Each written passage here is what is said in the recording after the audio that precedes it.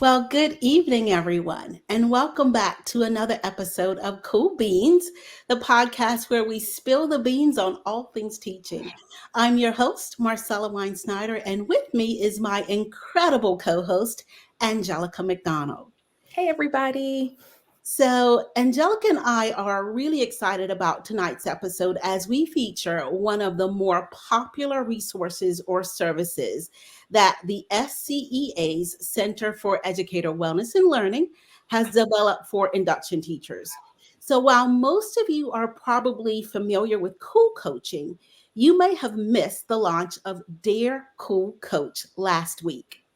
So forget Dear Abby, ask Amy, Carolyn Hacks, Miss Manners, ask Ann Landers, and all the others, because tonight we are joined by cool coaches Angie Brush and Stephanie Johnson. And let's just say they're going to provide the reality check some of you need and practical, non biased advice for which others of you have been asking. So grab a cup of your favorite brew because we are about to dive in. So, Stephanie, since October, cool coaching has become the quintessential buzzword across the state in the induction space. Let's begin by reminding our audience what cool coaching actually is. I agree, Marcella. Well, Cool Coaching is a one-on-one coaching program tailored to meet the unique needs and aspirations of induction teachers. Now, our experienced coaches here, we are here to guide, mentor, and empower early career educators. Okay. And Angie, what are ways for teachers to connect with cool coaches? Because that's what everybody wants to do is Yeah. to connect with us. So several really easy ways. The first, and what I think is probably the best way, is to go to cool.us and right there on the induction tab, scroll down to where it says join Cool Coaching. All you've got to do is click on that link and you can connect with us via Zoom. Every Tuesday and Thursday night, we're online from 6 to 8. You can drop in at any time. It is not something that you have to be there at 6 and we keep you until 8. If you pop on at 6 and you've got a quick question and we take care of that, you're free to leave after that. But if you want to stay and talk with us or ask more questions, we're going to be available every Tuesday and Thursday night until 8. You can also email us at dearcoolcoach@gmail.com. So that is dear cool, CEWL, coach@gmail.com. And we will respond to that in a timely manner. And then also the Dear Cool Coach part of the Cool website, again, cool.us. You can go to the Dear Cool Coach section and you can send us your question from there as well. So Zoom, Dear Cool Coach, and via email, you can connect with us. Okay, thanks, Angie. Yeah. So the word on these induction streets circulated a rumor that the advice of the cool coaches was spot on last week with the educator who wrote in to Dear Cool Coach and identified himself or herself as exhausted educator. So let's recap that scenario. So here was the submission. Dear Cool Coach, help. I'm a first year high school English teacher with 3 preps, and I've run into a bit of a grading nightmare. One of my students' parents expects me to grade every assignment within 24 hours and upload the grade to the class portal for them to see. I barely have time to sleep, let alone meet this unrealistic demand when I teach 137 students. What should I do? Sincerely, exhausted educator. So, before we share the response or solicit additional opinions, let's just recap that scenario. Let's talk about the thought process behind preparing a response to exhausted educator. What was the most important point, Angie, Stephanie, and Angelica, you all felt was significant to convey, and why? I thought it was important to make sure that we expressed to the parent how much we appreciate reaching out, checking on their students' progress, and making that connection, having that communication. So even though maybe the demands aren't quite reasonable, but being appreciative and sharing that, we were thankful that the parent was reaching out. Right. Absolutely. And I think another thing you can kind of notice, especially being a first year teacher, because I think a lot of schools, when they have a new teacher come in, they give us a lot of different preps because they just want to see what class you're best suited for. However, it doesn't work well for us because it's 3 different classes. You're also a new teacher. You're also trying to figure out how to teach. Even though you have your background, you know how to teach, but it's different once you're actually in the classroom. So you can kind of see how overwhelmed they feel with these different classes. And again, it's high school, so you don't have just like maybe 20 or maybe just 40 students the entire day. You have multiple students that you're trying to cater to. But it's a good thing at least a parent is, because sometimes even as a teacher, you don't hear anything from a parent. So at least they're hearing something. So I like what Angie said, at least they're hearing something from the parent. But also letting the parent know that there are on their side, but there are some things that you're not able to do. And I'm also making sure, even as a new teacher, that you kind of set those boundaries and expectations for not only for students, even for parents, and even for yourself, because they also said they have barely time to sleep. So they also have to set those boundaries for themselves. So if they're not, sleeping, of course, they're not getting the best rest and, be able to help their students the best way they can if they're not getting the rest they need too. So they have to set boundaries not only for with the parent as well, but in students, but also for themselves as well. And Angelica brought up an important point that I wanted to go back to in terms of setting boundaries. I know in high school may not be as much in elementary. Syllabus, having a syllabus makes a huge difference. So that teacher has the opportunity to revert back to the syllabus where it indicates how things are graded. And then also one of the, I would say, challenges that I ran into as beginning teacher is helping the parent to understand that there are different perspectives when looking at grading. So grading may not always be a numeric grade.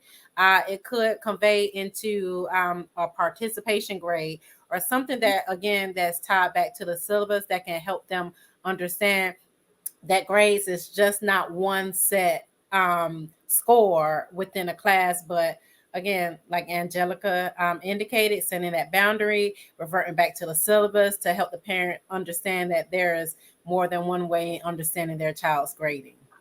And Stephanie, I liked when you said about the syllabus, because my mentor, she did a great job. She gave me a copy of her syllabus. In my first year, I copied that. But what she included in her syllabus, her office, kind of like her office hours. So from 8 a.m. to 4 p.m., that's when she would contact parents or she would talk to them. Then after that, she might look at the email, but she wouldn't respond. And I took that approach too, and that helped me tremendously. And then also on the syllabus, I would say if it's an essay, it would take probably this long. Or if it's missing work, I'm going to take longer to grade it because the student submitted late. So I'm glad you mentioned that. So putting it all in your syllabus, because that's super important. All right. Thanks to all of you for sharing your thought process with that. I know one thing we talked about when we were trying to strategically respond to Dear Exhausted Educator, we were thinking to ourselves, do you want the politically correct answer or do you want the, let's keep it real answer? And so hopefully we will definitely make sure that Exhausted Educator get both of our responses. So Angelica is going to read our actual response to Dear Exhausted Educator. Alrighty. So, Dear Exhausted Educator, first, take a deep breath. We remember those days, and you're not alone in facing those challenges like this. Balancing teaching responsibilities can be overwhelming, especially in your first year. So, here are a few suggestions to handle the situation. Reach out to the parent and express your commitment in providing timely feedback to their student. Share that while you're dedicated to giving thoughtful and constructive feedback, grading every assignment within 24 hours is not feasible. You may want to share a more practical timeline for the receipt of grades, perhaps within a week for major assignments and a few days for smaller ones. Assure the parent that you prioritize quality of feedback over speed. Encourage them to check in periodically for important updates or to contact you if they have specific concerns or questions about their students' performance. If the issue persists, consider discussing it with your school administrators. They may be able to provide guidance or offer support in managing parental expectations. ensuring that everyone involved and understands the challenges and time constraints associated with teaching. Sincerely, your cool coach. Okay. So that was the response that the cool coaches shared with Dear Exhausted Educators. So, coaches, in hindsight, is there anything else that either of you would have added to the response? I think one thing, especially because I was over, even my first year, I was given three preps. Had to teach English 1 freshman, I had to teach like an IB class, and it was also freshmen, but they were advanced. And then I also had another class, I think it was a CP class as well, but they're all different preps. And I was very overwhelmed. I was trying not to take work home, but it was basically impossible. And I talked to my mentor, and she said to kind of break it up throughout the week. So one day, focus on this class. The next day, focus on this class for the week. And the next day, focus on this class. And that helped me tremendously. So once I focused on one class rather than trying to do all the classes at one time, that actually helped me throughout the week. So maybe Monday, I would focus on English 1, next day, English 2, the third day, English 3, and maybe like that Thursday or Friday, do my grading for those specific classes. And that helped me a lot. So just kind of breaking it apart as 3 classes rather than trying to do it all at one time. Right. I recall my first year teaching and I had 5 preps. Oh my And God. so, dear exhausted educator, you definitely resonated with me. 5 preps. And so, like you, I had to communicate early on with my parents, this is how often you can expect to get grades because, it can become overwhelming. So if you will recall, we did ask veteran educators to weigh in as well last week. So let's see what additional insights they had to share. I made note of several that I thought were really great additional responses, things that that maybe we thought of in the back of our mind, but just other people, other educators really kind of pointed it out. Mhm. Carrie Tyndall from Charleston said, gently remind the parent that when they look at the class, they see one student, and that when you look, you are seeing all 90 or all 140, and that each one is just as important. Stephanie Johnston from Sumter, she made a great point. She said, ask the veteran teachers in your building what works for them when it comes to grading. And she said, be open-minded, that even if what another educator is doing isn't going to work from you, how could you take that or take a part of that strategy and adapt it to work for you, which I thought was great. Because so often our early career educators are hesitant to ask some of our veteran teachers for fear of looking inexperienced or not knowing everything. And so I thought that was great advice. And then the last one that I wanted to mention, Stephanie Daniels, also from Charleston, she talked about a couple different strategies. And Angelica, you touched on this. This would definitely work in high school or where you have an A day, B day schedule. Being mindful of when you assign certain tasks to collect and grade on different days. Modify and adjust the types of assignment, using websites that are credible, that provide immediate correction and feedback, such as live worksheets, assigning group work with specific tasks, but specific grades for each part. So just several different suggestions where those were kind of down in the nitty gritty specific ideas that, I thought were pretty good. So. Are there any additional insights that you had, Stephanie, that you came across, or did Angie cover just about all of them? Both Angie and you and Angelica covered most of it, but I also think that it's important for parents to understand we're in this together. So it's just as important that I understand your perspectives and your concerns, as well as the parent understanding my perspective and my concerns as well. So there's no us against them. We're all in this together. Absolutely.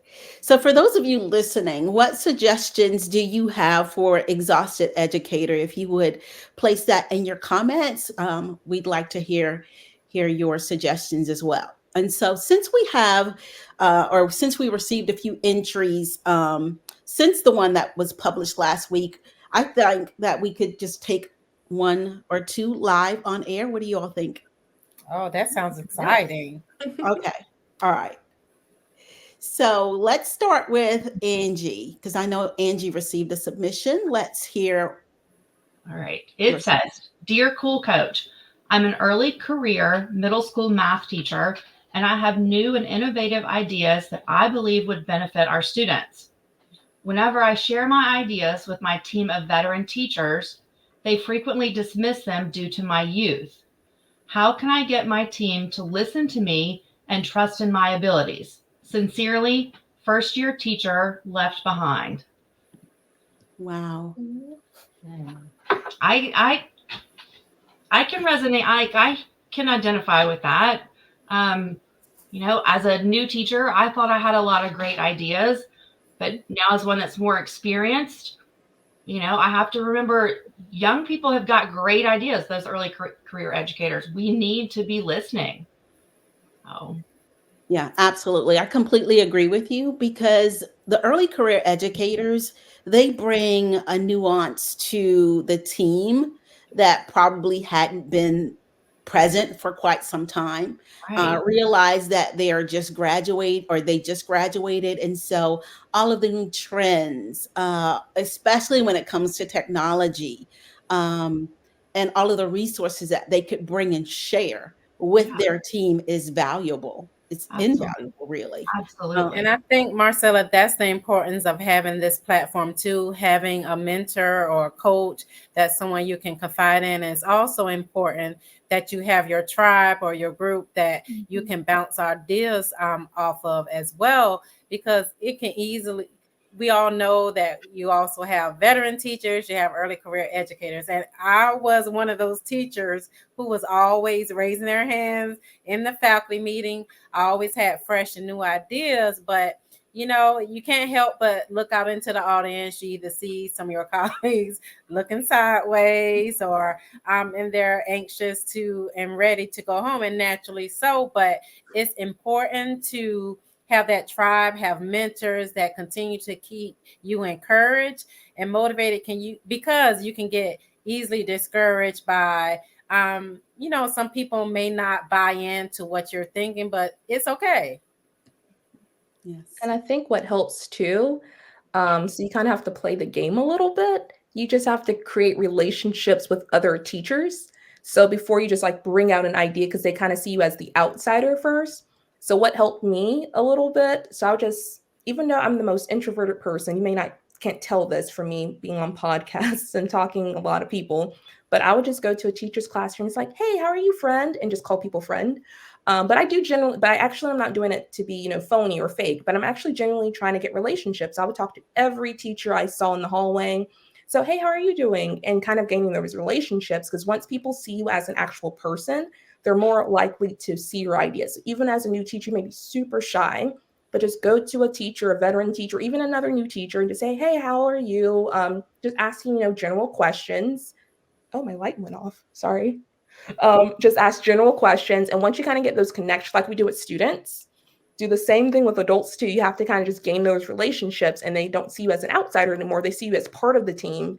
And then they're most likely to listen to your, suggestions, even if it may, you can kind of bounce ideas off of each other.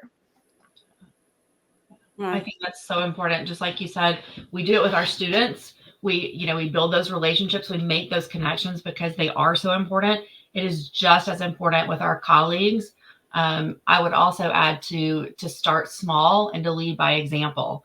So start small, share one of your new ideas, and put it into context. Hey, when I was doing this today, I tried this strategy, and it was really, the student engagement was high, and I saw a lot of great benefits. And instead of just, let me tell you 12 new ideas that I think our team should try. And I would also tell first year teacher left behind, if you're doing these things and you're still getting that resistance, lead by example. Keep doing your thing in your classroom. And when your student achievement and growth goes up, when your student engagement goes up, those veteran teachers are going to notice that. And they're going to, what is Angelica doing in that classroom? What is Stephanie doing over there? And then maybe they'll become interested slowly but surely. So like Stephanie said, not giving up, staying encouraged and sticking with it. Yeah. One idea I love that you just mentioned, Angie, is sharing with, with the colleagues. And one strategy could be inviting, members of your team into your classroom, like during their planning period, to watch you teach. And I assure you that by the end of that observation period, they're going to be asking you about those strategies that you use and the ideas that you have to offer. And I think after that point, they'll begin to realize that you have lots of information and lots of ideas and strategies to share that they could benefit from. Yeah, absolutely. Okay, great. And So I do see audience two members, points on the slide. Oh, go ahead. no, I'm sorry. I was about to say, audience Oh, members, if you have additional suggestions as well, please let us know. because I see one from Keith Bailey. He said, we need new perspectives because teaching a post-COVID population requires new approaches. And then Todd also wrote, the relationship between new and veteran teachers should be symbiotic, sorry. Yeah. Fresh ideas and experience create great teaching. Absolutely. Absolutely. Thanks for those comments, everyone. All right. We have a second submission. We're going to start with Stephanie. Okay, this submission. Dear Cool Coach, I am an early career educator who is currently single with no children. Each time there is a professional test to be completed that may require additional time after hours, I receive comments such as, let Samantha complete it. She doesn't have any children. Samantha has it. She's not married. How do I approach my colleagues regarding these comments? Signed, Happy and Single Samantha. Wow. Happy and single Samantha. That is one thing that I often share when I talk to induction teachers, that because you are the new kid on the block and, you're most likely or can be the youngest person, a lot of times, a lot of things are thrown your way. That, oh, you could take it on if it's not coaching or coaching a sport, or being over the journalism class or being over yearbook. A lot gets thrown at our induction teachers and our new teachers. And so we have to caution them that this is going to be most likely coming your way, and you're going to have to find that balance, and don't be afraid to say no. I often tell them that. Don't be afraid to say no. Say, thank you so much for your confidence in me. I really appreciate it. But because I have so much on my plate right now, and because I'm going through this new program, I don't want to get overwhelmed and extend myself beyond what I'm able to handle. So thank you so much. And perhaps I'll think about it for the next year or the year after that. Absolutely. There's always a classy way to say no. Yes. That's very classy, very classy. And you know what? Working with teachers and early career educators, if I had a teacher share that response with me, I would be like, wow, I really respect that. And that you didn't just say, sure, I'll do it, and think to yourself, okay, I'm a new teacher. I've got to say yes to everything. And if I say no, they're going to think I'm, not doing my job, or they're not going to give me the next great thing that comes along. I'd be like, wow, like that. I just think that's a great response. You're standing up for yourself. You're setting those boundaries, which is so hard to do, I think, when you are first getting started. But that is such a classy, respectful way to say, not right now. And I also think you have to find what you're really interested in. Don't throw the chess club to me because I'm single and not married and I don't have kids. Like, let me be an advisor to a club that I am interested in, something that I'm going to be passionate about. So I think we need to give those teachers some choice too. Yes, absolutely. Yeah. So just because Samantha is single and happy doesn't mean like Samantha doesn't have a life. Right. And that's a lot of what a lot of people underestimate about new teachers, because that happened to me my first year. I got involved in things my first year I should have said no to, but the next year I just set my boundaries. I said, "Hey everyone, I just really can't do this. It's overwhelming." And everyone understood. Like, it was no pushback or anything. It's like, "Okay, we understand." And they got someone else new. So if you're not the person, they can find someone else. So don't feel like you have to be the pillar of support for everything. And I like how Marcella said, no, so classy. So I like the way she said that very beautifully. And also remember what you can do, because some people think, even with single people, that we have nothing to do once we get home. But sometimes that's just to decompress, because the school and teaching is a lot. You have, like with exhausted teacher, you had 134 students, and you have many more. So maybe if you're not doing anything after school, you may need that time to just decompress and to just get yourself together, so you can be the best teacher you can be the next day. And some people actually have things outside. Like for me, I'm involved with a lot of things outside of school that I can't do too much, after school, with the school. And you have to just be okay to say no in a classy way. And so what I had to do, someone told me, just practice saying no in the mirror. If you're really afraid to say no, just practice saying no over and over in the mirror until you get it down. And it's a kind of a silly way, but sometimes you just have to psych yourself out. Yeah. That sounds like a session in itself, the classy no. Yeah, No. that. Classy no. No. Yes, the classy no. Oh, that's Yes. great. Okay, so do we have time for one more, everyone? I believe so, yeah. Okay. All right. So here's a submission that I received. Dear Cool Coach, I'm an international teacher, recently transplanted from Jamaica, and I'm having trouble getting parents more involved in their child's education. It seems like there's a bit of a communication gap, and I'm not sure how to bridge it. Navigating a new culture and educational environment is proving to be quite a task.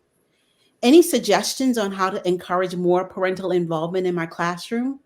Sincerely, seeking support abroad. That's a tough situation. Yes. And first of all, kudos to the international teacher for, recognizing the importance of parental involvement in a child's education. And I think they also understand that, in order to get parental involvement, you have to build those strong connections with parents. And so kudos to that international teacher. I guess one suggestion I would share is, be aware of, effective communication methods, and try a variety of strategies to get them involved. And then also, as far as the international teacher is concerned, of course, we have to worry about what cultural sensitivity. You have to also think about language accessibility. And then have those parent teacher conferences one-on-one and take the time to get to know students and their parents. And I think that would be reciprocated. Mm-hmm. Definitely. Because I know at my school we have a few international teachers coming in. And of course, how students can act, especially in high school, kids will like to make fun of accents and things like that. But what one teacher did was very good. He just invited his culture into the classroom. And then what the students started doing, instead of making fun, they're like, "Oh, Mr. or Mrs. blah, blah, blah, she did this cool thing." And they actually started accepting the teacher a little bit more. So don't be afraid to kind of open up and share about your culture, because the kids are very nosy, but they are kind of interested in knowing about your life. And then once they kind of get that buy-in, of course, inviting or of course, communicating with the teachers, with other teachers as well, what they're doing in their classroom. So also branching out too. And because I know sometimes what a lot of students would say, like the communication problem, but what the same teacher, what he or she would do, they would go and other teachers, like before they send an email to another, parent, they like had someone check over to make sure there wasn't, any, the language barrier wasn't, messed up in between.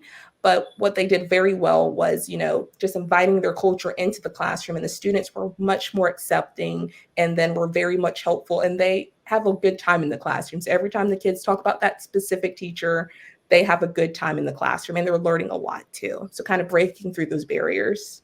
Yeah, I love that idea a lot, because oftentimes we tell teachers, allow students to ask questions, but then reciprocate, allow them to ask questions of you. You're getting to know each other. Another strategy could be volunteer opportunities. Invite parents into the classroom to volunteer, and celebrate the diversity that exists within that classroom. And I see a comment from Eliza. She said, think expansively about parental involvement, connect with older siblings, grandparents, aunts, have a list for each child. Yes. Yeah, absolutely. And definitely, you could do it in middle school, but super easily in high school. Go to the athletic events, go to the performances where your kids are involved. And not only is that going to help strengthen that relationship with your students, but typically, a lot of times, some family member or guardian will be there supporting them that you can then reach out to and, start that relationship, introduce yourself and go from there. So that's a great suggestion. Yes. Okay. All right. Well, that wraps up this episode of Cool Beans. Oh, what an episode. I want to extend a huge thank you to our guests, Angie Brush and Stephanie Johnson, for sharing their wisdom and insights and for their work across the state as Cool Coaches with Cool. And I think that we've tackled some real challenges that's faced by first year teachers. And I hope our listeners found the insights and advice helpful. So don't forget, if you have your own Dare Cool Coach questions, reach out to us on social media or through our website at CEWL.us, cool.us. We're here to help. And to our listeners, thanks so much for joining us on Cool Beans, where we embrace the challenges of teaching and celebrate the triumphs. Until next time, be cool. Bye, everyone.